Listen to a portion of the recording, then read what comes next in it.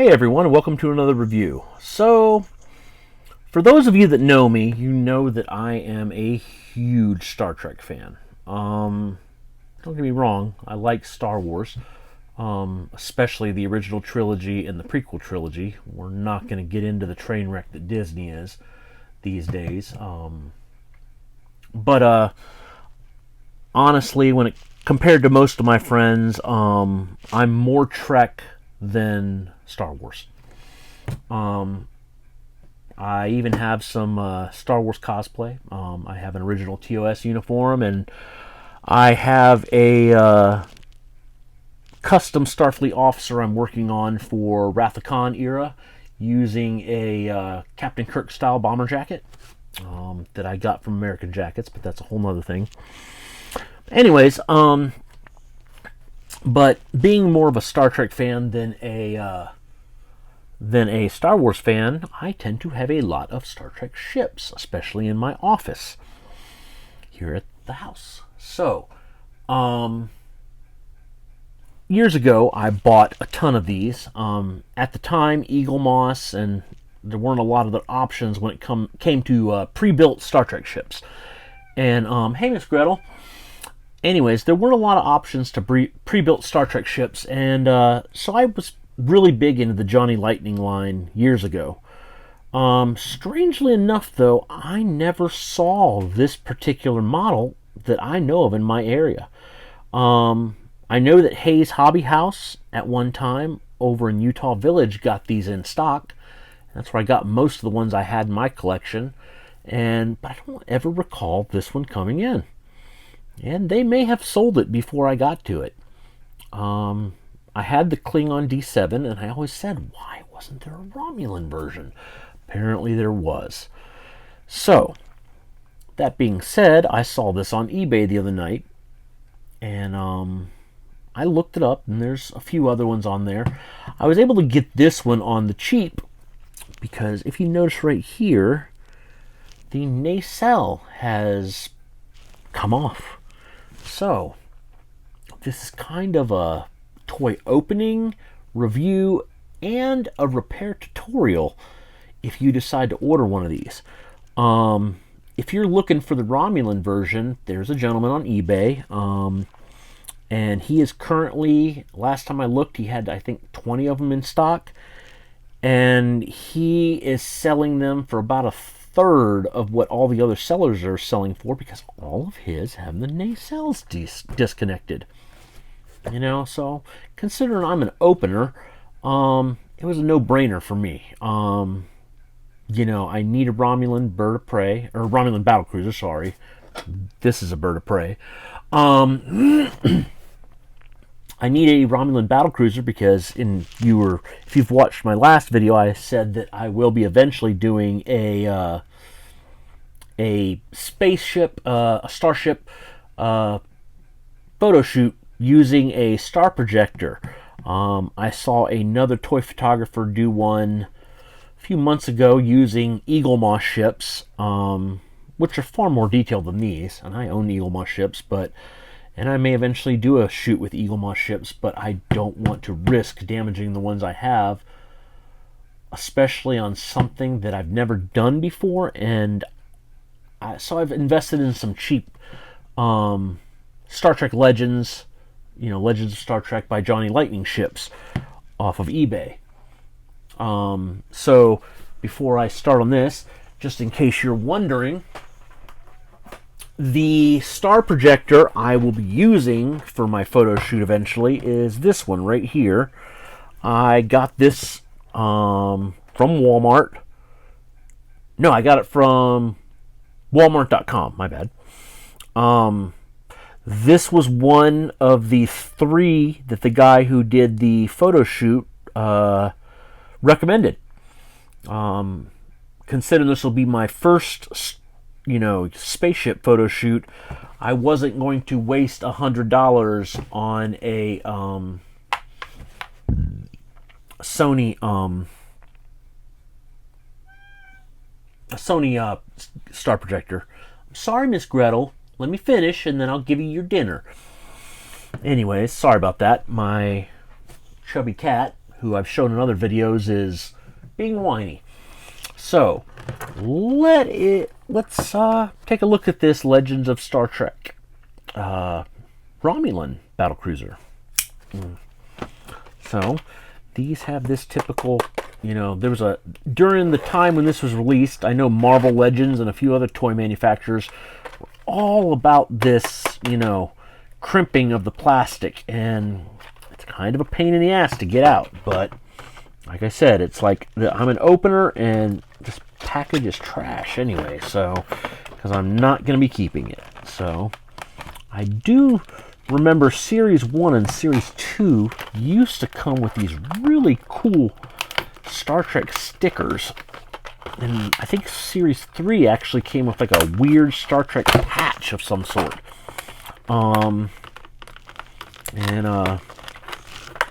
They were pretty cool. I mean, I wish they still came with stickers. I have a cabinet that I use for keeping my custom, or not for my tools and my bins for parts and stuff for customizations, and that cabinet is covered in stickers, and I kind of wish that they still release stickers so I could put stickers on there for this.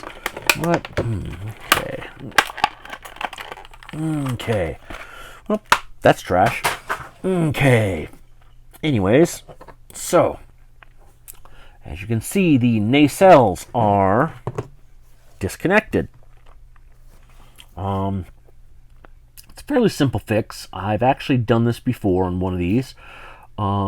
Naturally, if I really just want to fudge it, I can kind of just stick these in, but we are going to use some glue, and I am going to show you what type of glue is the best, in my opinion, for doing something like this. Like I said, the nacelles stay in, but at the same time they come out. So let's do a little review before we glue these bad boys on. Like I said, this is a Johnny Lightning ship. They came out early to mid 2000s, I want to say, around 2004, 2005. I'd have to look that up to be exact. I guess I could go get that package I just threw across the room and see it. But Johnny Lightning has always been pretty good about detail. As you can see, it has the Romulan, bird, as they always put on all their older ships. Has the Romulan paint scheme on the top. The D7, if I had a little Klingon logo here with some writing under it, and some little silver accents. This has some of the same silver accents. And then, of course, the photon torpedo launcher on the front has that. That's nice. So, anyway, let's see. Let's adjust this real quick. Okay. Okay, so, you notice I got a piece of paper down. That's the stand. As you can see, it says Romulan Battlecruiser. So, as you can see, I have put a little piece of paper on my table because honestly, even though this is my work table for doing customs and stuff, there's no reason to get glue and paint everywhere. So, when repairing something like this, I prefer to use Loctite super glue, and it's the gel control. Now, there's a reason for the gel control. The gel control, in my opinion, is a lot easier to manage. It's not droopy and drippy and watery and gets all over everything. It's exactly what it says. It's gel. It's about 50 cents to $1 more expensive, but it's worth it for when you're doing something like this. Also, another thing that I recommend if you're going to do something like this, or any really repairs on any toys for that matter, see these little things on the side right here? Boop, boop, boop, boop. Those are like little trigger control. So it is not going to dispense gel unless I push in on those. And it makes it very easy to control, to make sure you're not getting stuff everywhere. Anyways, let's take a look at this. So, let me see. these go in a certain way, so I need to make sure I have the right ones where they need to go before I start. Oop, that is backwards. That would be embarrassing, being a long-time Star Trek fan and mounting my nacelles backwards. So, okay, so that one apparently goes there. Now, you notice they got these little notches right here. Those notches have to go in a certain side. So that one goes on this side, and that one goes on that side, like so. Notice the back part back here, that faces the rear. Because technically, if this was an active ship, this little thing right here would be where the disruptor is on the tip of the nacelle. Anyway, so let's take this for a second and shake that up. Sorry, I almost dumped over a bin of parts. Let's put the knife over there out of the way. Okay, so I'm just going to give you an example here on the paper before I do it on the ship itself, but boop, like I said, like that simple. It's gel, and with the trigger, it's just boop, like I said, just like that. Like I said, it's very easy control. Now with something like this, you don't want to put a lot on. The reason being you don't want to put a lot on is if you put too much Loctite or super glue on something like this, you're going to get this weird white film. Stuff's pretty strong, so you don't really need a lot of it. I've seen a lot of people overdo it over the years, and you know, like I said, you don't need a lot. So let's just take this real quick. Boop, boop. And let's just watch this. Boop, that's all you need. Right there. Take your nacelle. Yeah. Just take the tip real quick and not put any more on, but spread it throughout the... There we go. I want to stick it in the gel that I laid on the paper. And then just... like I said, just take this, sorry, a few strokes, getting my hands to, after a few strokes over the years, getting my hands to work right, sometimes can be a little bit of a pain in the ass. But that's why we're doing this, to show the perspective of a toy collector and a toy photographer who's handicapped. Oh, come on, get in there. God damn it. There we go. Oop, oop, oop. Come on. Oop, oop, don't want to get that. Sorry about this. Like I said, after a few strokes over the years, sometimes my hands don't work the way they need to. So, anyways, there we go. That's working a little better. I can see the light a little better too. So, oop.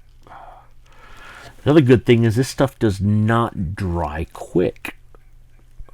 So, getting it. Really? We're doing this? Like without glue, I got it in there 3 times, and now with glue, I can't even line it up? What the hell is wrong with me?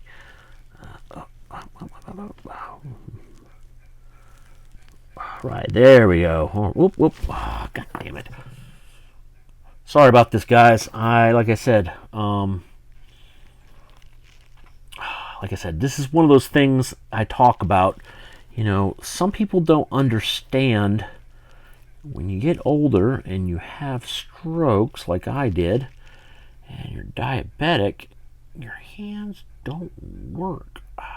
Here, oop, oop, motherfucker, like they used to. Did I get it backwards? Did I get it backwards? No, I couldn't have gotten it backwards. Did I get it backwards?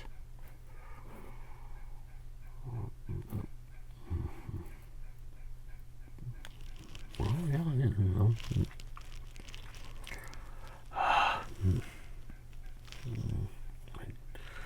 am doing this right.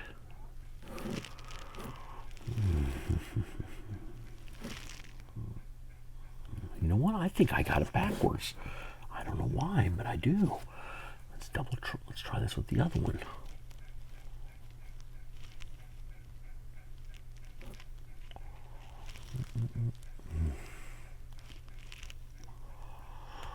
I don't think so. I think no.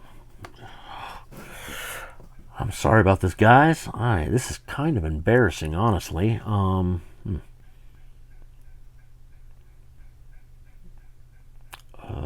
Did I just do what I think I did? Shit.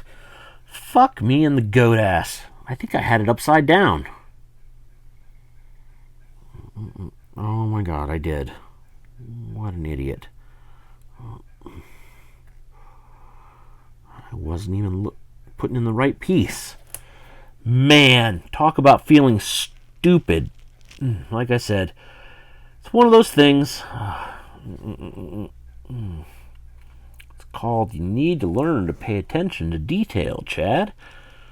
Alright. Okay, so that one is on. Okay.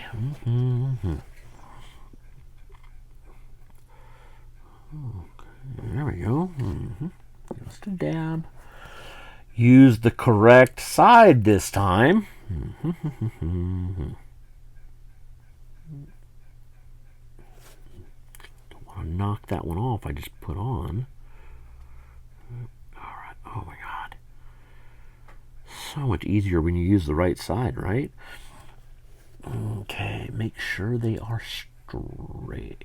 Okay, so if I remember correctly, they're supposed to be kinked at, or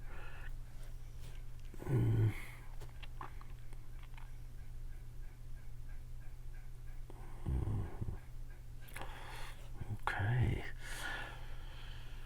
Okay, so like I said, that is. See, that's what I'm talking about. Not. Okay, I need to get this on there and just set it down and let it dry. Okay.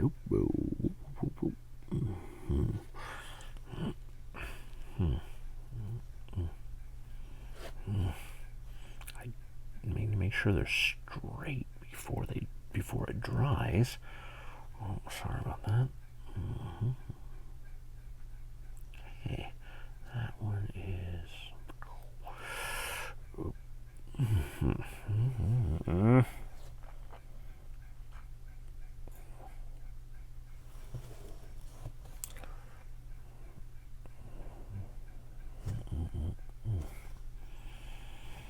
Okay, so what we're gonna do is we're gonna. God damn it! I need to quit fucking with it. Man, I am the absolute worst at this, aren't I? Because I won't leave it alone. I can hear my wife and my best friend right now. Quit touching it.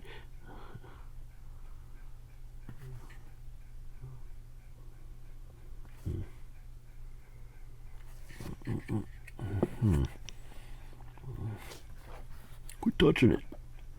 Oh, that's where we go. There we go. All right.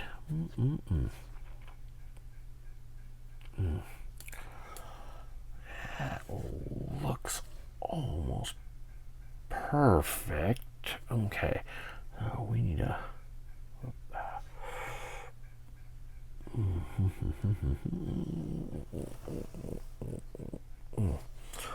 Okay, so we need to lay this down and put my cap back on, my super glue. And we need to let this dry. So we're going to take a few minutes and take a break, and we'll come back when it's dry. Okay, so we're back. Looks like the glue has dried. Boop, boop, boop, boop, boop, boop, boop. I don't think those are going anywhere. Everything seems solid. So now let's attach it to its stand so we can see what it looks like on its stand, even though I'm not going to be using this stand in the future because I will be doing some okay. So like I said, Johnny Lightning always did make some pretty impressive little models, you know, for like I said, for only, $9 or $10, I mean, it's an exceptional little model. Like I said, we looked at the beginning. You know, it's got a lot of detail. Fun little thing. I'm hoping it'll do really good for the pictures I have planned. Whoa, that is a little. You know what? Oh man, that one's a little crooked. You know, I might have to go back and straighten that. I don't know. I mean, it might do for the pictures. Like I said, it's going to be at a different angle. We'll find out. Oh, sorry about that. So just to give it comparison to other Johnny Lightning models, we're going to look at another Romulan ship real quick. Even though this isn't really a review of this ship, just to give you an idea of what it looks like, this is the classic Romulan bird of prey from the episode Balance of Terror. Yeah. Anyway, so here is the stand. So, that does not want to go in. I'm running out of battery power, so that's Romulan bird of prey. That's the right stand, but it is being stubborn. Oh, there we go. Whew, that was a scary sound. So, like I said, if you look at these, the classic Romulan bird of prey is massive. Not gonna lie, there's been some arguments over the years about the size of the classic Romulan bird of prey. From what I understand, it was smaller than a battlecruiser, and the battlecruiser is smaller than the Enterprise, which is why in the episode it had limited power and could only, you know, had to cloak and uncloak to fire its disruptor, blah blah blah blah blah. Anyways, but so if that is the case, these are woefully out of scale with each other.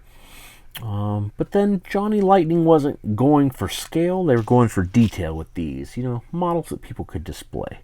So we've done a repair on the Romulan battlecruiser, and I think that's about it. If anybody has any questions, please leave them in the comments. Like, share, subscribe. I don't care. Talk to you guys later.